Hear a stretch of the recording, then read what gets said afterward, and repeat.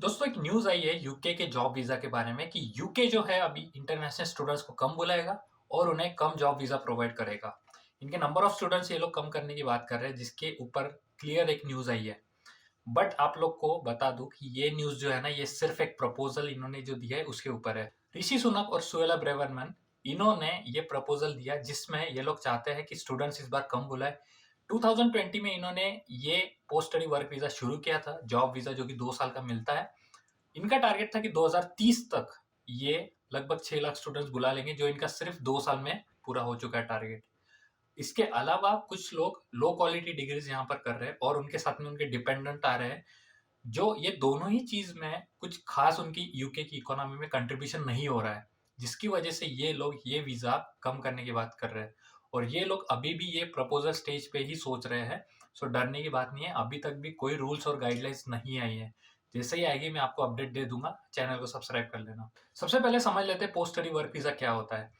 अगर आप यूके में बैचलर्स या मास्टर्स करते हो तो आपको 2 साल का जॉब वीजा मिलता है जिसमें कोई कंडीशन नहीं है, किसी भी तरह का जॉब कर सकते हैं आप। अपने साथ में अपने पार्टनर को, अपने बच्चों को भी ला सकते हो।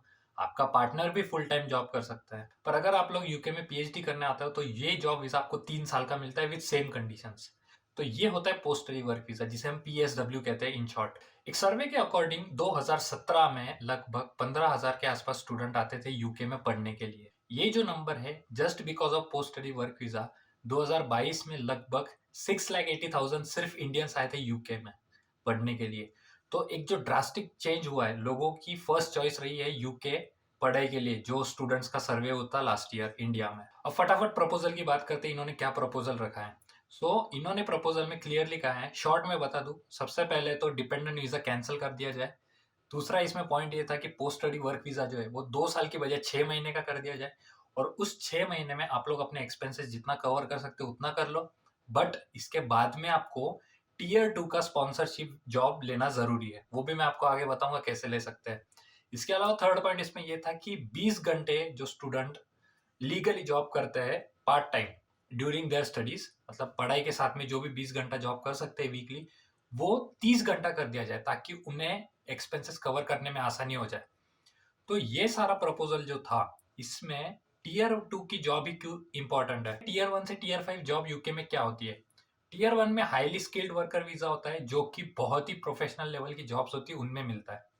टीयर 2 में स्किल्ड वर्कर जॉब मिलती है। टीयर 3 में लो स्किल्ड वर्कर की जॉब मिलती है। टीयर 4 जो होता है वो स्टूडेंट के ऊपर होता है, स्टूडेंट वीजा होता है। और टीयर 5 जो होता है वो सीजनल वर्कर वीजा होता है, यानी कि जो कोई टेम्पररी 6 महीने के लिए आ रहे हैं उनका एक सीजनल वर्कर वीजा होता है।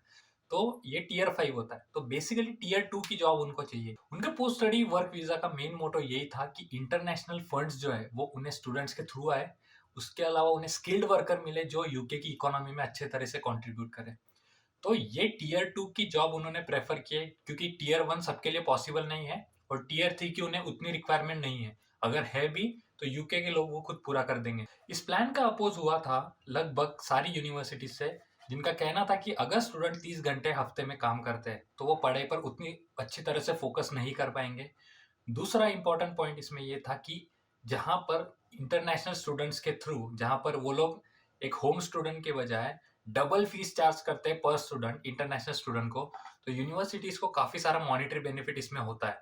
तो वो मॉनिटरी बेनिफिट अगर ये वीजा कम कर दिया तो वो उन्हें नहीं मिलेगा।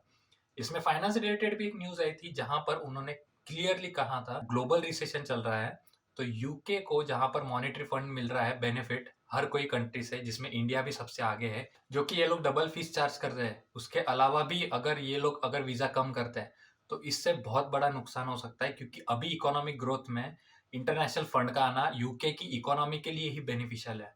तो ये भी एक पॉइंट उन्होंने रखा था। तो इसके बेनिफिट क्या और नुकसान क्या है। तो बेनिफिट में सबसे पहला बेनिफिट ये है कि 30 घंटे आप लोग जॉब कर सकते हो, जिसमें आपका लगभग 1.5 गुना इनकम हो सकता है। दूसरा इसमें बेनिफिट यह है कि अगर कम लोग आते भी हैं तो आपको नंबर ऑफ वैकेंसीज में टीयर 2 की स्पॉन्सरशिप जॉब मिलना आसान हो जाएगा, क्योंकि सपोज 1 लाख वैकेंसीज है और 50,000 सिर्फ आप स्टूडेंट्स आते हो, तो आपको आसानी से जॉब मिल सकती है। बट उसी 1 लाख वैकेंसी के पीछे 5 लाख स्टूडेंट आते हैं तो आपको स्पॉन्सरशिप लेने के लिए प्रॉब्लम हो सकती है। इसके अलावा लो क्वालिटी डिग्रीज का जो भी इन्होंने प्रपोजल दिया वो बिल्कुल सही है, क्योंकि बहुत सारे लोग पढ़ने के लिए नहीं आ रहे, सिर्फ पैसे कमाने के लिए आते हैं। जो अगेन कुछ कंट्रीब्यूट नहीं कर पाएंगे यूके के लिए, तो वो लो क्वालिटी डिग्रीज भी यहाँ पर कम हो जाएंगी, जिससे कई सारे ऐसे लोग जो है वो नहीं आ पाएंगे। अगर ये रूल आता है तो इसके नुकसान क्या होंगे वो बात कर लेते हैं। नंबर एक, आपको सिर्फ 6 महीने का पोस्ट स्टडी वर्क वीजा मिलेगा 2 साल के बजाय, जो कि एक बहुत बड़ा आपका नुकसान हो सकता है। दूसरा, अगर डिपेंडेंट नहीं आए तो आपकी एक्स्ट्रा इनकम जो डिपेंडेंट के थ्रू हो रही थी वो नहीं होगी। आपको स्किल्ड वर्कर इन यूके को भी बहुत कम मिलने वाले इंडिया के थ्रू। और तीसरा सबसे बड़ा नुकसान ये कि यूके की इकोनॉमिक ग्रोथ में बहुत बड़ा कंट्रीब्यूशन अभी इंटरनेशनल स्टूडेंट्स की फीस के थ्रू हो रहा है, तो वो उसकी वजह से इफेक्ट होने वाला है यूके की इकोनॉमी पे। तो ये लोग सोच समझ कर ही इस चीज पर डिसीजन लेने वाले हैं। अभी अगर ये लोग प्लान लाते भी है तो आप लोग को इस पे क्या एक्शन लेना है वो मैं आपको बता देता हूँ। सबसे पहला पॉइंट ये है कि आपको बैकअप प्लान हमेशा रेडी रखना है, क्योंकि देखो वीजा के रूल्स हमेशा बदलते हैं, हर कंट्री के बदलते हैं। अगर रूल्स में कुछ थोड़ा बहुत चेंज होता भी है तो आपको मेक श्योर कि आप बैकअप प्लान के साथ में रेडी हो, आप अपना फाइनेंस मैनेज कर रहे हो, आप वर्स्ट केस लेकर चल रहे हो, जैसे कि अगर सपोज मेरी फीस थोड़ी कवर नहीं हुई तो मुझे क्या करना है, मुझे कैसे फीस कवर करना है, वो आपको सोचना है। दूसरा पॉइंट ये है कि आपको अदर कंट्रीज के बारे में भी अगर आप सोच सकते हो। देखो अभी तक ये प्रपोजल स्टेज पे है, तो आपको उतना हेडेक नहीं लेना है। ये वीडियो सिर्फ एक क्लैरिफिकेशन के लिए है। तो जब तक ये प्रपोजल स्टेज पे है आप अपना काम करते रहो। जैसी कुछ न्यूज आती है so make plans according to that final news.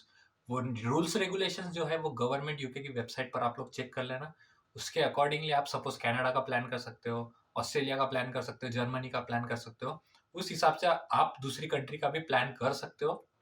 But honestly लोग तो आएंगे ही यूके, तो हो सकता है आपका भी अच्छे से यहाँ पर हो जाए, टीयर 2 स्पॉन्सरशिप भी मिल जाए। थर्ड पॉइंट इसमें ये है कि आपको जब भी आप कोई कोर्स सिलेक्ट कर रहे हो, आपको अगर कोर्स चेंज करना है या फिर आपके ही कोर्स में अगर आपको यहाँ पर जॉब लेनी है टीयर 2 के स्पॉन्सरशिप की, तो इसमें आप लोगों को ध्यान रखना है कि टीयर 2 की स्पॉन्सरशिप किस कंपनी के थ्रू आपको मिल सकती है, वो कौन सी जॉब्स है जिसमें टीयर 2 स्पॉन्सरशिप मिलती है, क्योंकि हर जॉब में ये नहीं मिलती। उस अकॉर्डिंगली आपको प्लान करना है। अगर आपको आपकी फील्ड का पढ़ाई हो भी जाए, उसके बाद में भी अगर आपको एक्सपेंसेस कुछ कवर करने हैं तो टीयर 2 की जॉब आप दूसरी फील्ड्स में भी कर सकते हो, जहाँ पर कोई क्वालिफिकेशंस की रिक्वायरमेंट नहीं है। तो आपको अगर एक्सपेंसेस कवर करना है तो वर्स्ट के सिनेरियो में भी आप लोग टीयर 2 स्पॉन्सरशिप ले सकते हो। 6 मंथ आपको जॉब में भी काफी सारा एक्सपेंसेस कवर हो जाएगा। अगर 20 आवर्स के बजाय 30 आवर्स भी आपको पार्ट टाइम मिलता है तो भी आपका पैसा काफी कवर हो जाएगा। मेक श्योर कि आप थोड़ा बजट यूनिवर्सिटीज लेकर चल रहे हो। अगर आपका फाइनेंशियल प्रॉब्लम नहीं है तो वेल एंड गुड, आपको इस जॉब के वीजा से रूल्स से कोई फर्क नहीं पड़ेगा। बट हाँ, इस वीडियो के थ्रू मैं कई सारे लोगों को गाइड करना चाहता हूँ कि ये जो न्यूज़ है ना, इसको एक बहुत ही गलत तरीके से इंटरप्रेट किया गया है यूट्यूब पर और इंस्टाग्राम पे। मेक श्योर कि आपके दोस्तों के साथ में आप ये वीडियो एक बार शेयर कर दो, so that they also understand the importance of the news, कि जो सिर्फ प्रपोजल स्टेज पे है रादर देन कि एक फाइनल स्टेज पे। Till then keep watching Arjun Sharma channel. See you in the next video. Bye bye.